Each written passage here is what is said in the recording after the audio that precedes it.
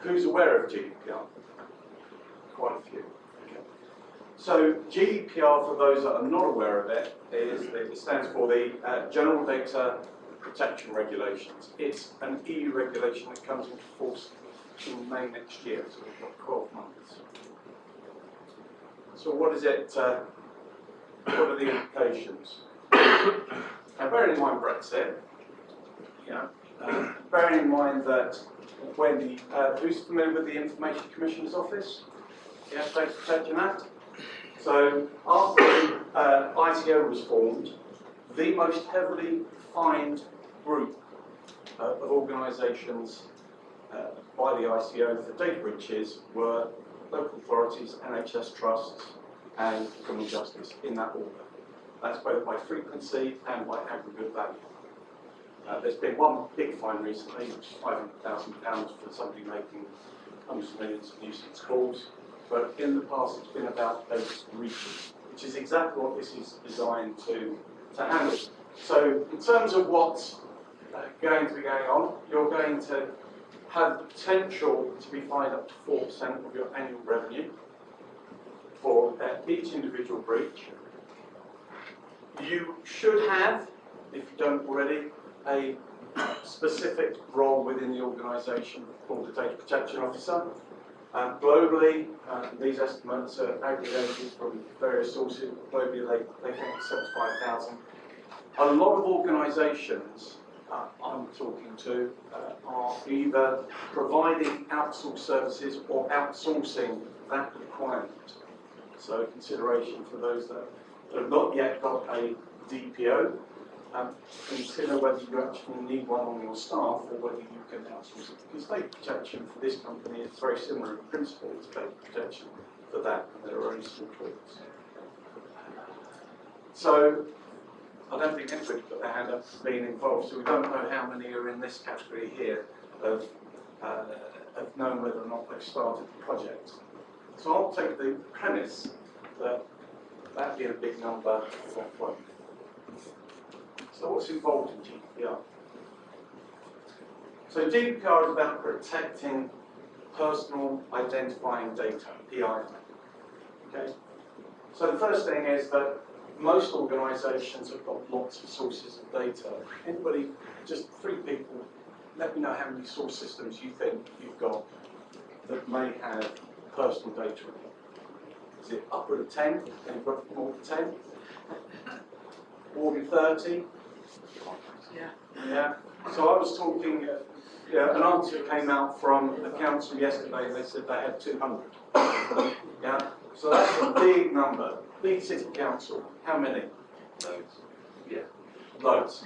Right? So we've got to identify where this data is. Once we've identified it, we've got to make sure it is compliant with the regulations. Now, these regulations include things like the data's got to be accurate, the data's got to be used for the purpose it was originally gathered for, it's got to be held for a reasonable period of time, but no longer than it's being used. Okay? So I've now got to say, well, where's all this data? And then I've got to say, well, is that actually how it applies in the regulation? Having done that, I need to protect it. And that's physical protection and logical protection. And I'll differentiate.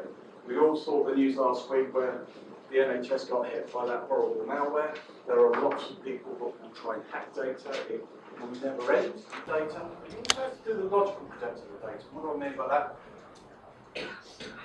The best example I can give you is HMRC sat on average 164 people per year. For the sole reason they looked at data they shouldn't have. Okay? So you've got council workers with lots of access to data.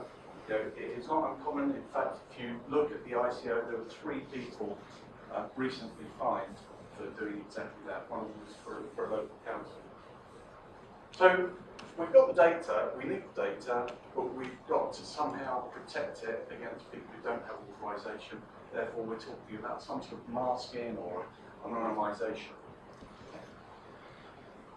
The next regulation, or another part of the regulation is, anybody familiar with it? You mentioned it as Freedom of Information Act, yeah, and in ICO terms, that's a subject access request. So in the Information Commissioner's Office, you have a data owner, which would be a council or the organisation.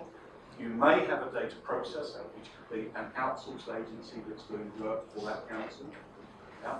In that situation, the council has the responsibility to make sure that the data processor is fully compliant. And then the third entity in this is the data subject. So it's Chris Miller, and I have the right to go to my local authority and say, give me all the data you've got on me or my dependents. At the moment, the council would have 28 days to deliver that under the new GDPR, because that's significantly reduced. But they do say you've got the right to go in and look at this data. You want to make sure it's correct and accurate. You may even want to say that that's not relevant data to you anymore. I want you to delete it. You have the right to be forgotten. Okay?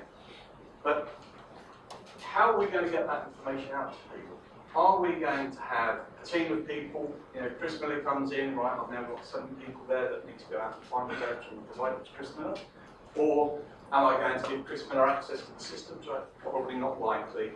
And in fact, GDPR regulations suggest that what you should do is make that available in some form electronically into some sort of pool that could be mastered for data management, through CRM system, 360 view, data lakes. There's lots of different descriptions of it.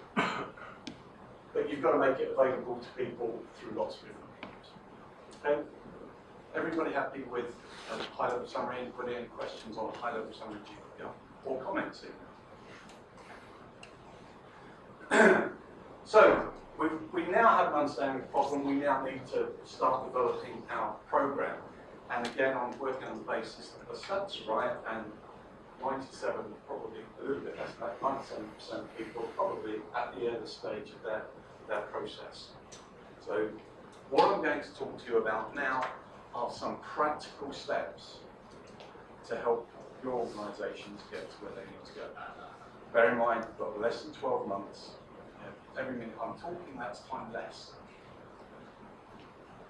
So, first thing we've got to do is identify our PII. Anybody got any views of how that can be done? Are we going to ask all the system owners to say, please provide us a list of all that information? Maybe we could look, at the metadata that we've got on the systems, any old records.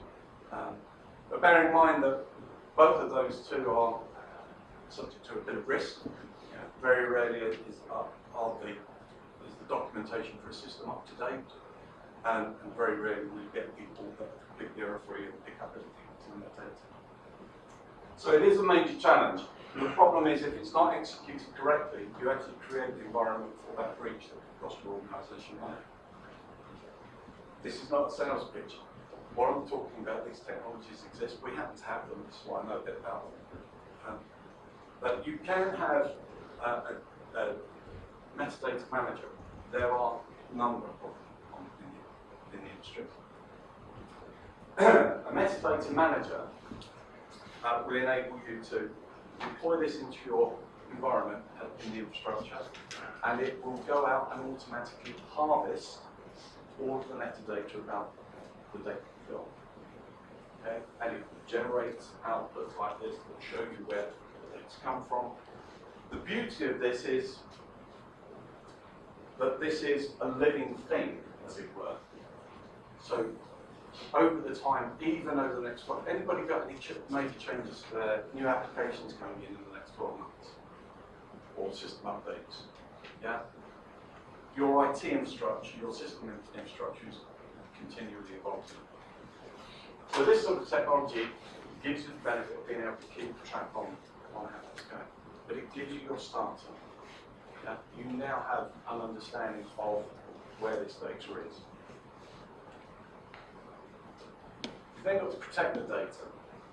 Now, obviously, I'm not going to talk about things like hacking, the physical protection of the data. I'm talking about the logical protection of the data. And we're talking about masking. Now, again, this is a simple application. This is a tool called data preparation.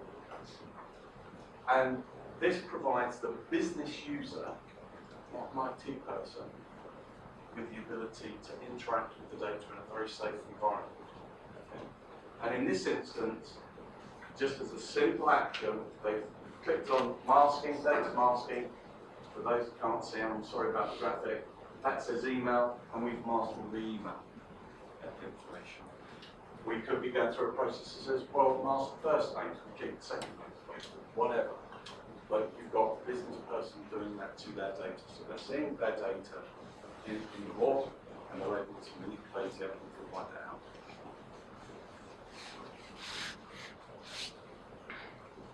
Technical data integration, if you remember the original sketch, I'm bringing all this data from multiple systems, and a problem was raised about bringing data together.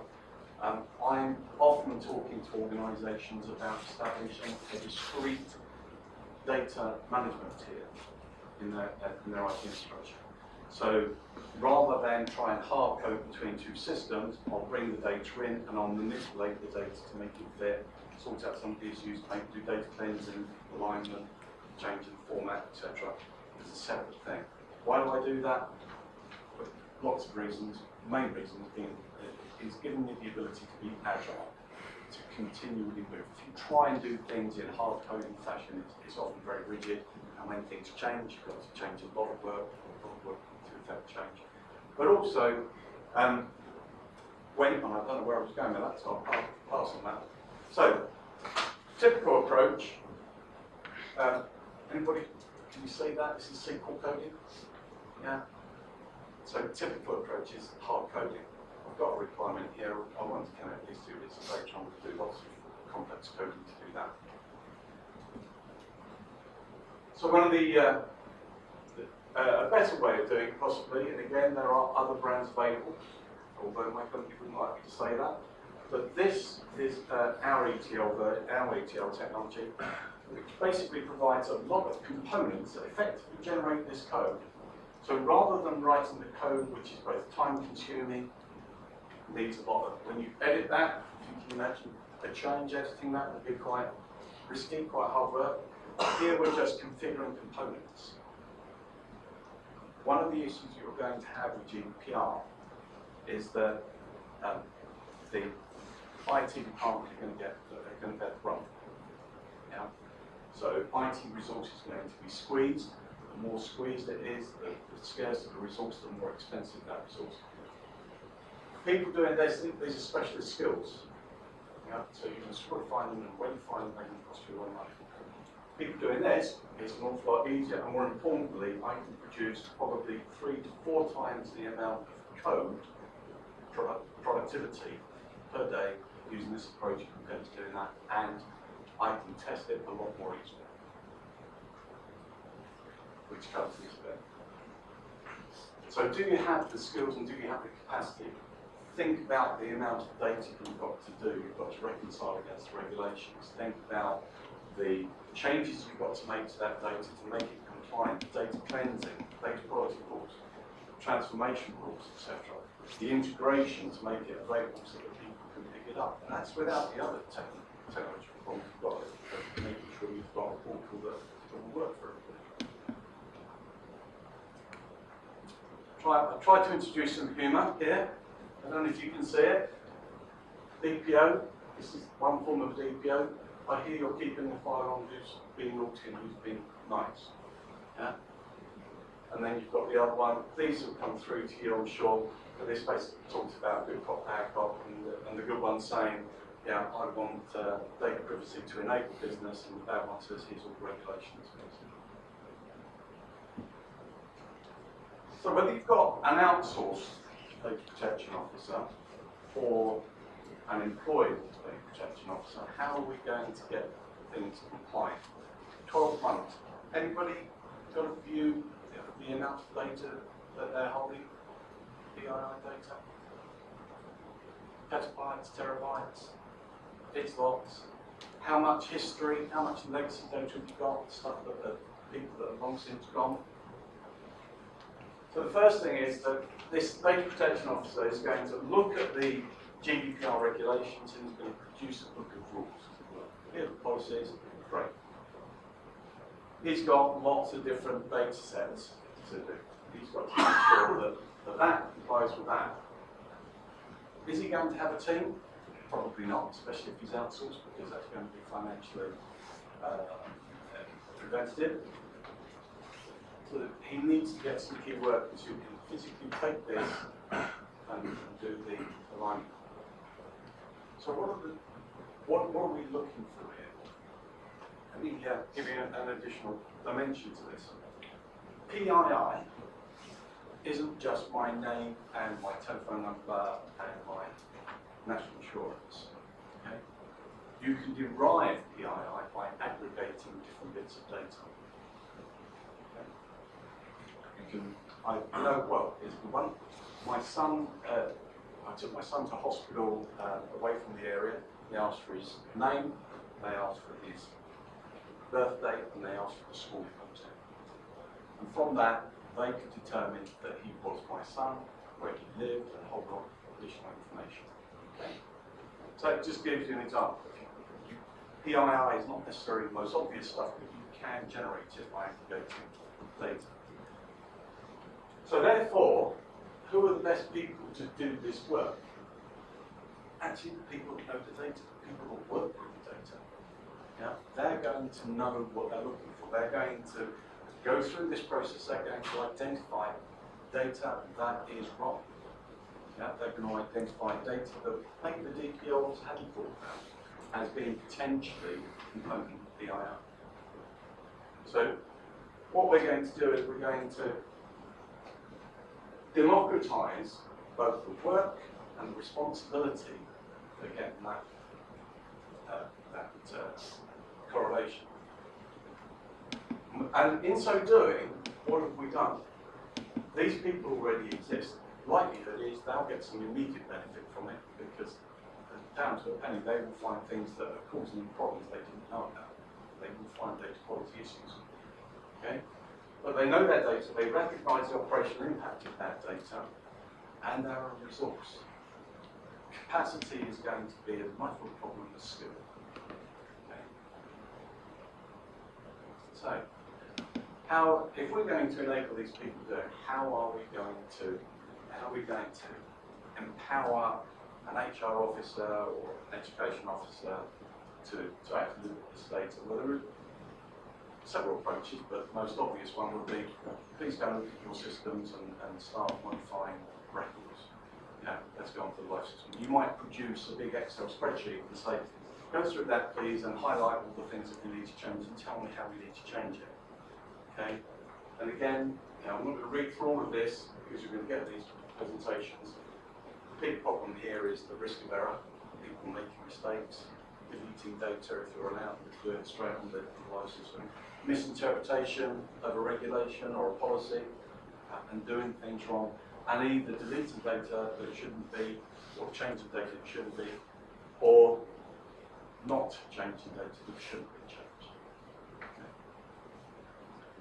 The other big thing is that there's no audit and there's no real governance. Is the job going to do it? Yeah, I've done the job. Yeah. So, there are automated technologies. I've shown you one, I'll show you again in a moment, that will enable you to do this. So you can provide them an environment that enables them to do things safely. The technology I showed you earlier, data prep, enables people to modify the data, but they're not doing it on the source system. What they're doing in the background is the tool is creating a recipe that then gets passed over to IT for validation and potentially the DPO who can say, yeah, that all makes sense, we can see what you've done. The tool then generates the code to operationalise what you've done. This is all helicopter perspective, okay? So I'm not going to be the whole, but in essence, that's what it does. So going back to this tool again, you can play with this as much as you like. You can bring in data from different sources even, because don't forget, components of data that can create PII when aggregated may be in different systems. Yeah. So you may want to look at the users may want to look at the data, an integrated view of the data, so that they can do it. The beauty of it is that you don't affect any changes until somebody said, yeah, those changes make sense, and you've got a complete one. So fringe benefits. One of the things about GDPR is an overhead. It's going to cost some money, yeah. And wherever my public sector customers spend money, I want it to have some longer-term benefit. Now, and the guys at Daisy will be able to tell you more about this. The customer I'm going to tell you about is not a Talend customer. They achieved what they achieved before the partnership was formed, but it is very relevant. So Camden Council, Fringe Benefits, let's look at what they did. Well, they saved 23 million more than they thought, thanks to the data integration across 16 core systems. So, one of the challenges that we've already talked about in terms of GDPR is integrating data from different systems. It's all about savings, matching data across organisations. So one of the issues you mentioned, where data is held in different formats and it doesn't align very easily. Yes, if you've got the ability, which you have with Talend technologies, and there are other technologies out there, with Talend technologies, you can bring this data together and match it and deduplicate it. I could tell you lots of very funny stories and some scary stories about where data have been inappropriately duplicated.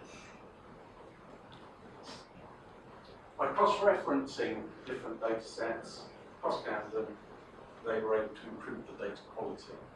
So they're not just making sure that the minimum spell with a capital N, etc. They're talking about the contextual quality of the data, the value that it delivers to the organisation. The most interesting thing, so all of these things you've got to do as part of GDPR, but they did it 2 years ago. Yeah. Actually, the solution that they implemented was quite expensive. One of the reasons why you might choose Talend over, say, IBM is that we're between a third and a tenth of the cost. And because we're open, the government prefers open than proprietary. But these guys did this 2 years ago, so I'd say that they're in pretty good shape for their GDPR. They probably haven't got a little bit more to go. Flip that round the other way, if you're doing this GDPR stuff, you may want to look at the effort and the work you're doing with GDPR to see how you can take it further forward, deliver operational benefits to your organisation. And that's pretty much it.